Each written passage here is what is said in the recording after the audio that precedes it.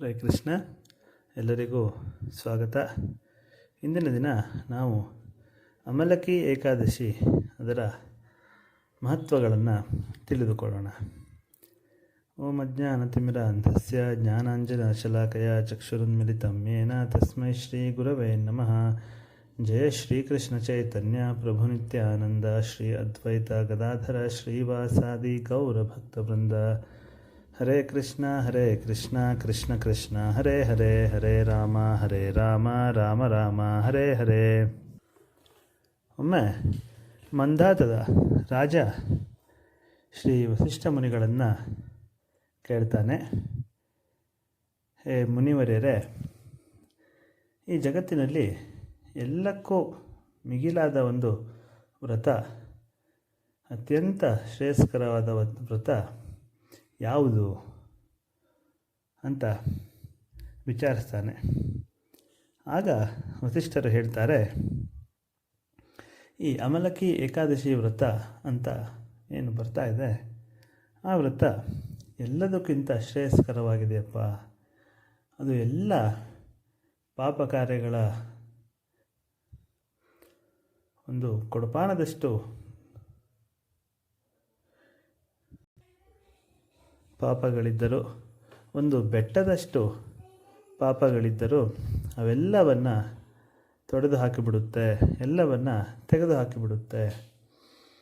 ಯಾರು ಈ ಏಕಾದಶಿಯನ್ನು ಮಾಡ್ತಾರೋ ಅವರಿಗೆ, ಒಂದು ಅತ್ಯುತ್ತಮ ಬ್ರಾಹ್ಮಣರಿಗೆ 1000 ಗೋವುಗಳನ್ನು ಕೊಟ್ಟಷ್ಟು, ದಾನ ಮಾಡಿದಷ್ಟು ಪುಣ್ಯ ದೊರೆಯುತ್ತದೆ ಅಂತ ವಿವರಿಸ್ತಾರೆ. ಇದಕ್ಕೆ ಅವರು ಒಂದು ಉಪಕಥೆಯನ್ನು ಕೂಡ ಕೊಡ್ತಾರೆ. ಒಮ್ಮೆ ವೈದಿಶ ಅಂತ ಒಂದು ರಾಜ್ಯ ಇರುತ್ತೆ. ಆ ರಾಜ್ಯದಲ್ಲಿ ಪಶಬಿಂದಕ ಅಥವಾ ಚಿತ್ರರಥ ಎಂಬಂಥ ಹೆಸರಿನ ಒಬ್ಬ ರಾಜ ಇರ್ತಾನೆ. ಬಹಳ ದೈವಭಕ್ತ ಆಗಿರ್ತಾನೆ ಹಾಗೂ ನಿಷ್ಠಾವಂತ ರಾಜ ಆಗಿರ್ತಾನೆ. ಅವನ ರಾಜ್ಯದಲ್ಲಿ ಪ್ರತಿಯೊಂದು ಪ್ರಜೆಯೂ ಕೂಡ ಧಾರ್ಮಿಕವಾಗಿರ್ತಾರೆ.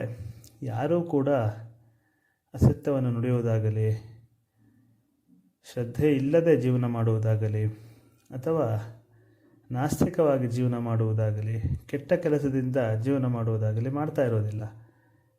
ಎಲ್ಲ ಪ್ರಜೆಗಳು ಅತ್ಯಂತ ಶುಚಿಯಾಗಿ ಹಾಗೂ ಭಕ್ತಿಯಿಂದ ಜೀವನ ನಡೆಸ್ತಾ ಇರ್ತಾರೆ.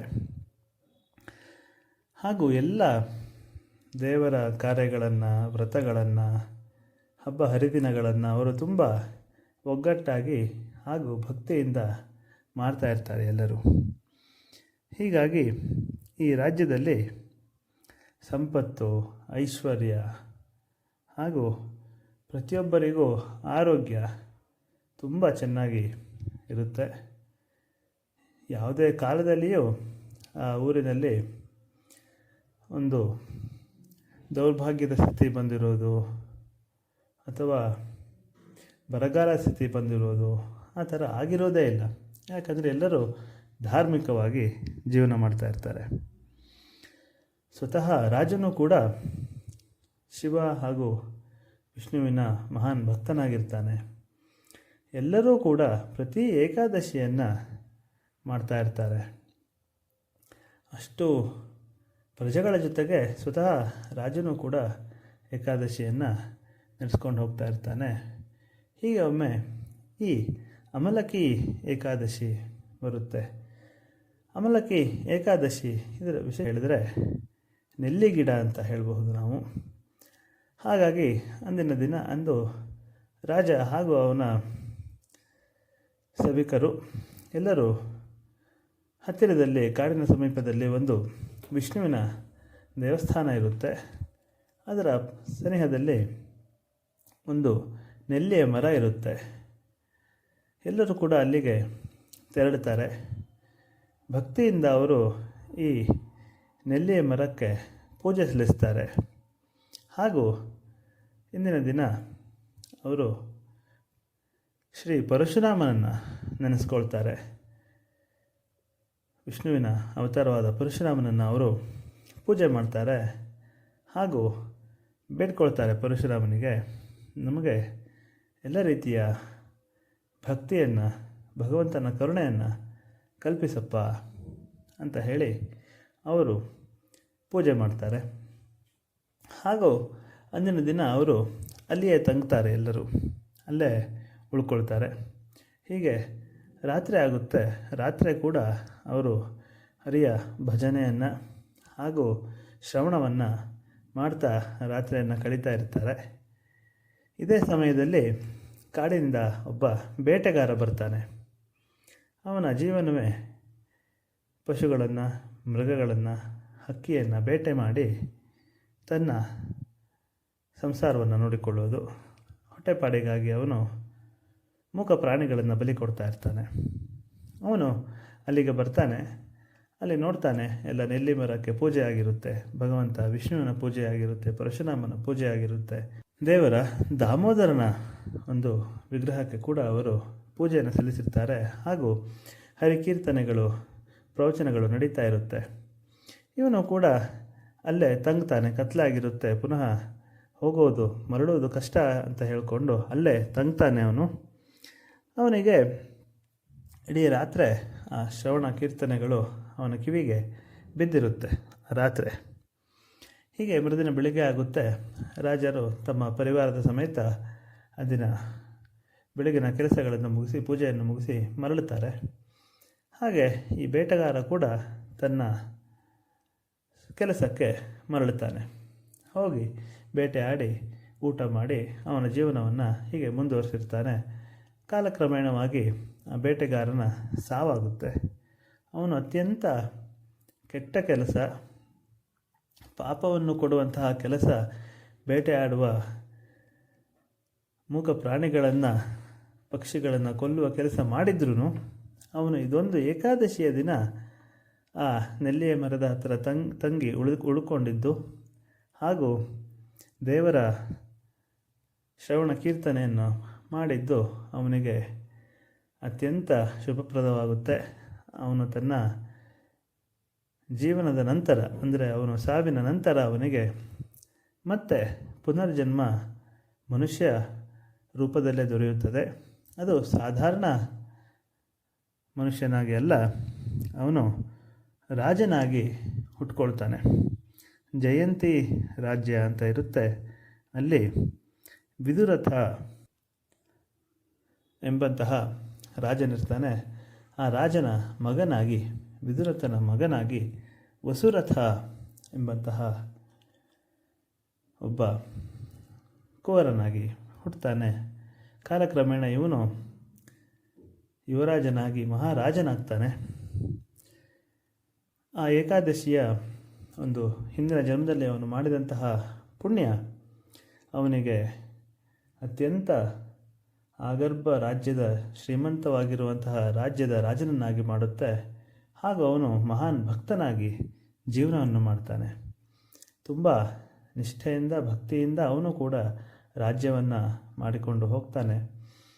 ಹೀಗೆ ಒಮ್ಮೆ ಅವನು ಕಾಡಿನಲ್ಲಿ ಬೇಟೆಗಾಗಿ ಅಂತ ಹೇಳಿದ್ರೆ ರಾಜರು ತಮ್ಮ ಯುದ್ಧವನ್ನು ಸನ್ನದ್ಧತೆ ಮಾಡಿಕೊಳ್ಳುವುದಕ್ಕಾಗಿ ಬೇಟೆಯನ್ನು ಆಡ್ತಾ ಇರ್ತಾರೆ. ಆ ತರಹದಲ್ಲಿ ಕಾಡಿನಲ್ಲಿ ಅವನು ಹೊರಟಾಗ ಒಮ್ಮೆ ಅವನಿಗೆ ತುಂಬ ಆಯಾಸವಾಗುತ್ತೆ. ಒಂದು ಮರದ ಕೆಳಗೆ ವಿಶ್ರಮಿಸ್ತಾನೆ.